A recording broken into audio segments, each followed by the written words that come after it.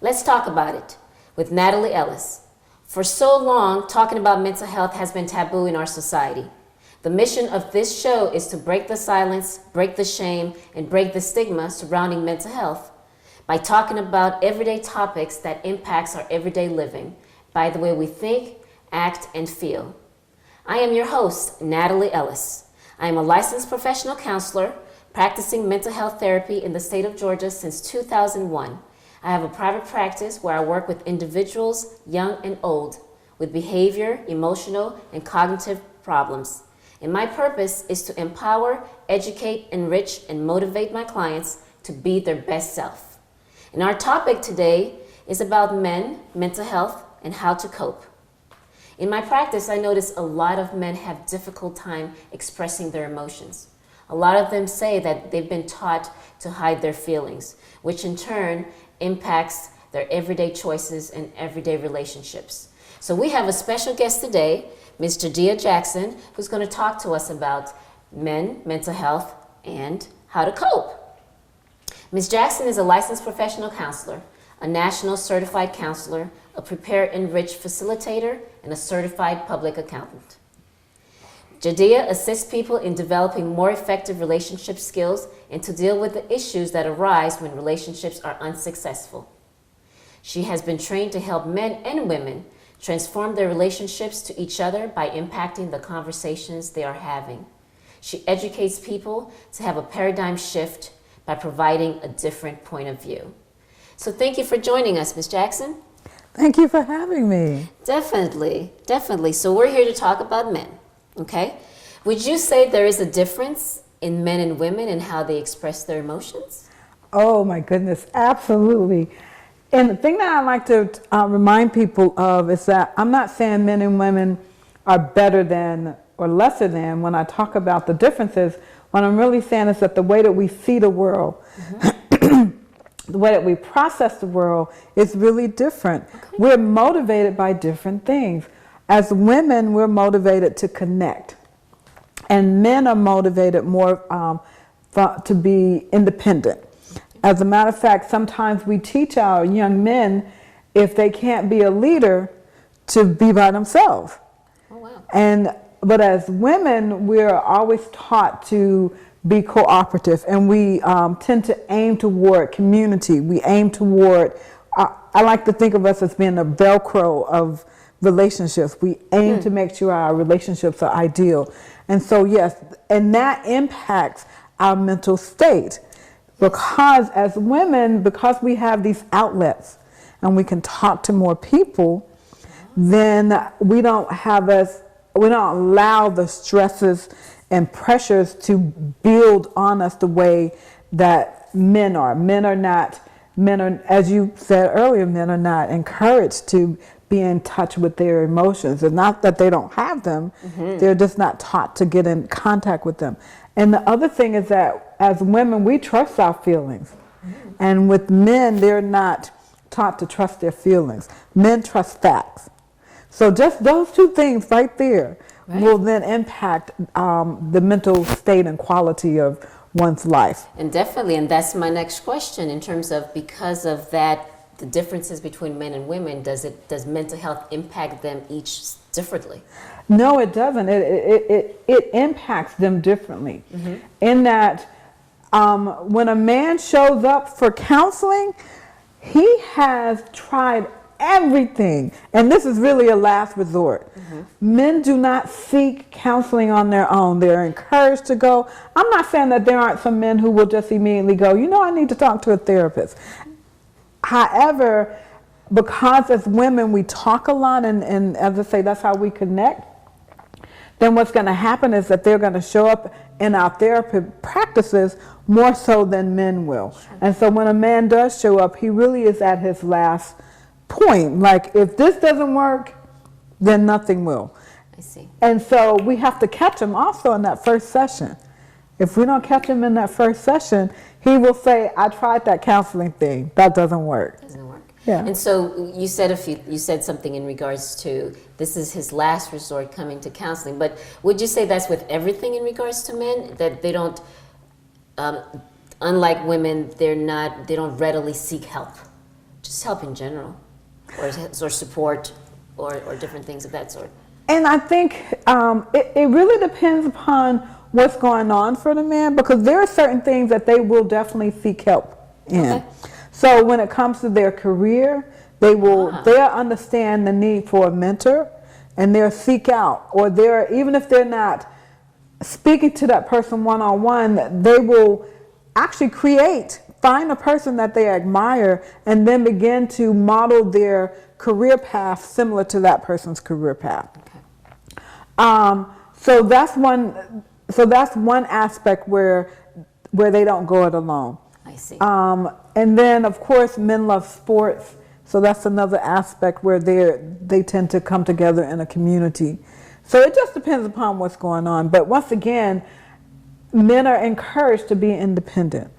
And so because they're encouraged to be independent, they're always looking for, am I being manly enough? Wow. Because that's the thing that they tend to gauge. And is my manhood, am I a man? Is this what a man would do? Right.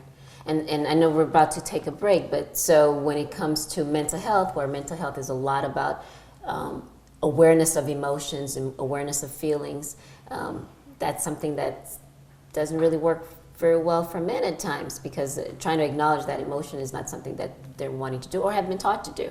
And we'll definitely talk more about that after this break.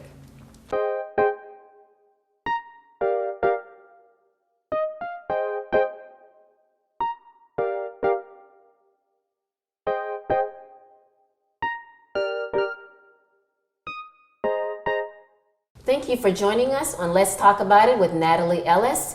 And our special guest is Miss JaiDi Jackson, and we're talking about men, mental health, and how to cope. And so we're talking about men and women having differences in how they deal with their emotions. And so can you tell us a little bit about men's stages of development?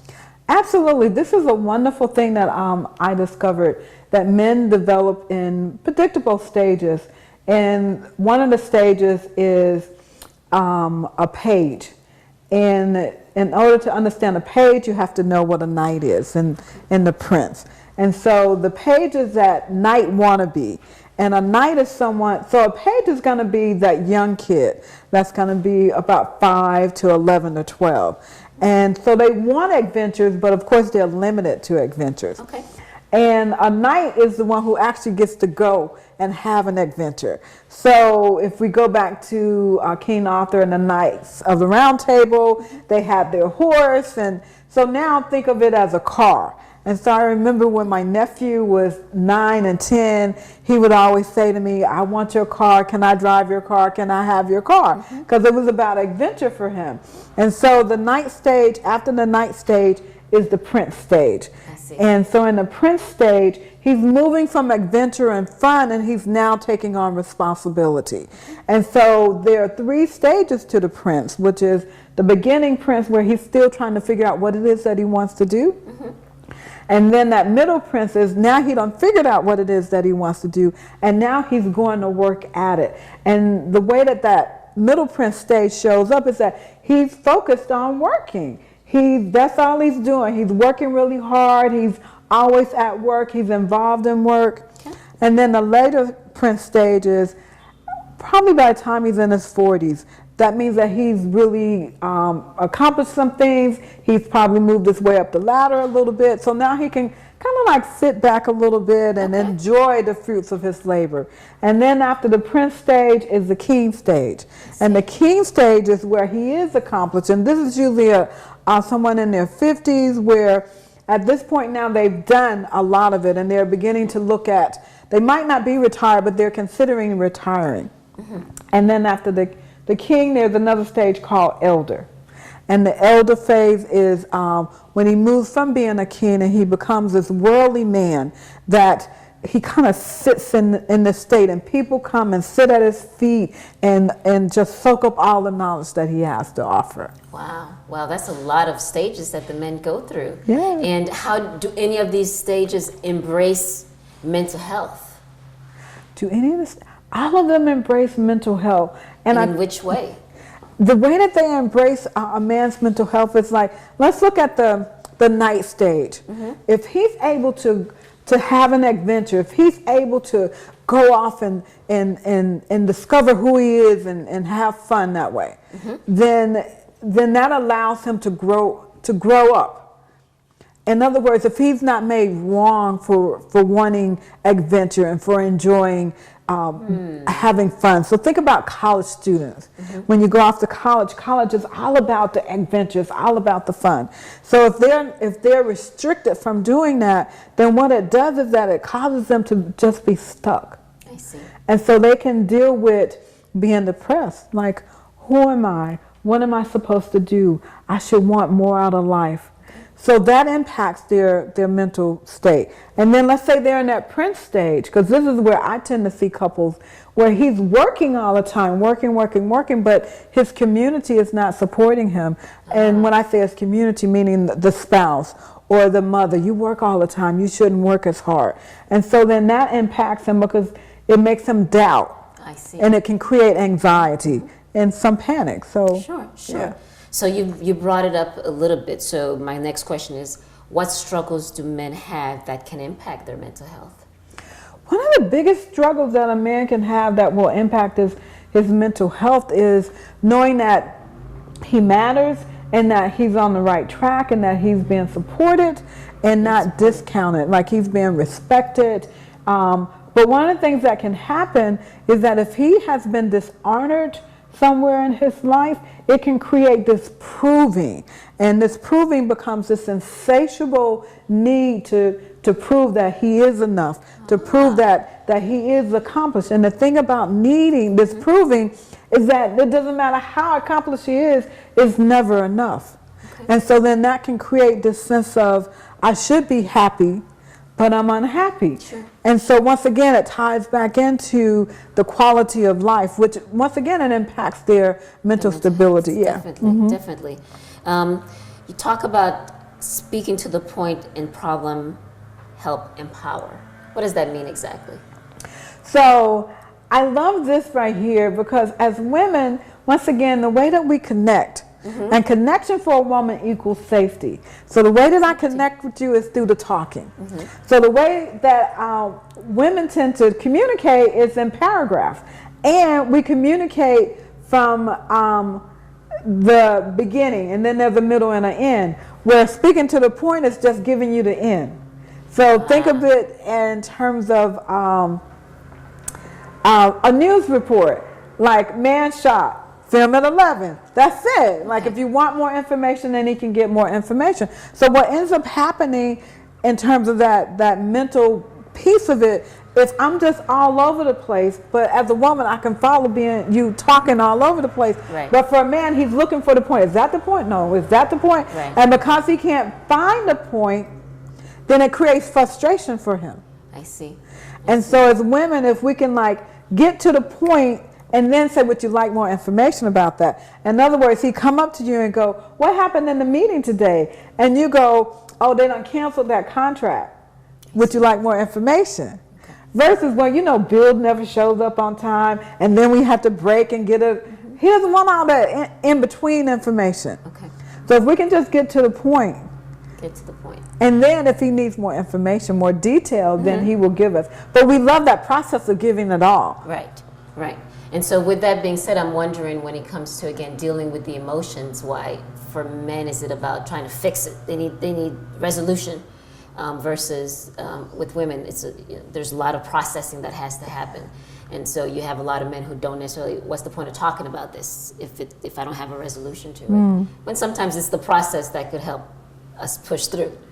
You know, and I'm wondering if that creates a struggle with men.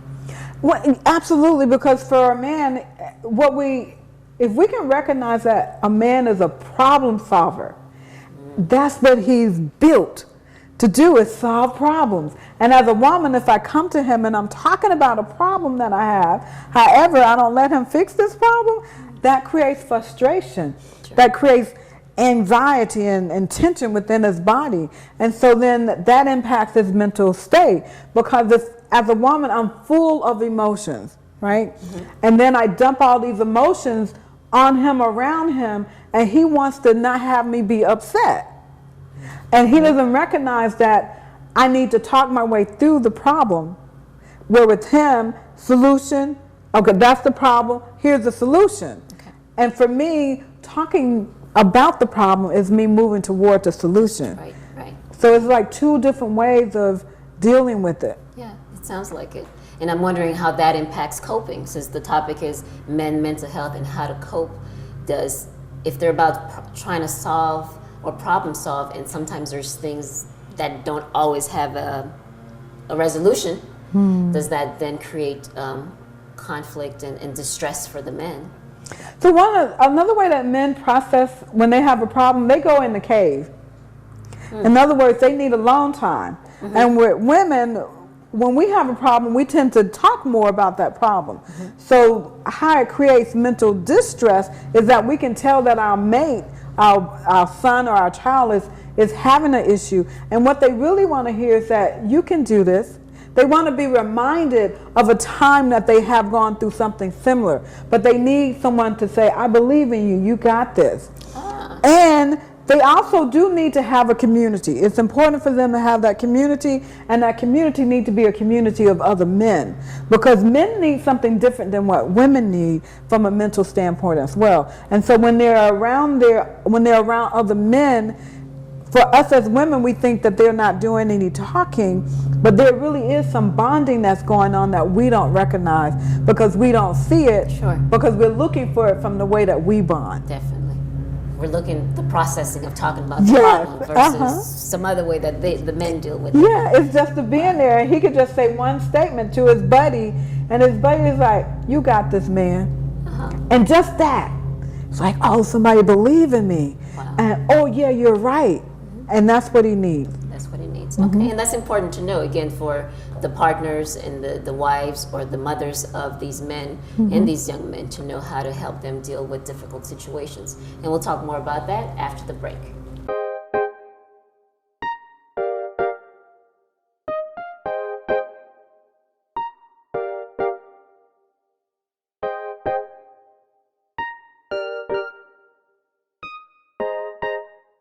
Welcome back to Let's Talk About It with Nathalie Ellis. And our special guest today is JaiDi Jackson. And thank you, JaiDi. And we're talking about men, mental health, and ways to cope.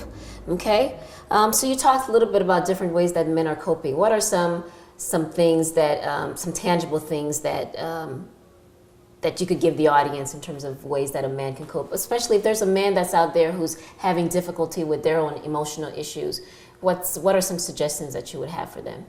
Well, one of the things that I would suggest is definitely finding a support group, finding some type of work that he can get involved in. That hobbies are very important to men as well. As women, sometimes we discount these hobbies. Some of it we go, oh, that's for children. You're an adult now. You shouldn't be doing this. Versus really encouraging his passion. If he's struggling with something, group work works really well with men. That's why it's important for them to get into a group. Mentoring is also very important for men. The other thing that you can do if you're working with young men is touch. One of the things that we forget is that men don't get touch as much in society as women. Like as women, we meet, we greet, we hug, but what happens with men is that we just see them, hey. And so if we can do, fist pound or the high five, because if you notice when they greet each other, that's one of the things that they do. So that's another affirming thing for men, is to be seen is through the touch. Right. And also the actual being seen, like looking at them and speaking to them and saying hi to them. They all are not predators. I mean, there are more good men out there than there are unhealthy men. But of course, unhealthy men tend to get around, and it's kind of like that one bad apple. Yes. It like makes everything else bad, and it's like an unhealthy man can make all men seem unhealthy, but it's not true. It's not true. Yeah. Well, thank you so much, JaiDi, for such great information in regards to men, mental health, and ways that they can cope. If the audience wants to reach out to you, what are some ways they could do that? Of course, you can follow me on all the social media sites, which is Facebook, LinkedIn, Instagram, and I'm also on Meetup. I have a upcoming workshop that you can also look into under Art of Feminine Presence. and check out my website, youareworthy.org. Thank you. And thank you for joining us on Let's Talk About It with Nathalie Ellis. And our mission is to break the silence, break the shame, and break the stigma surrounding mental health. Thank you.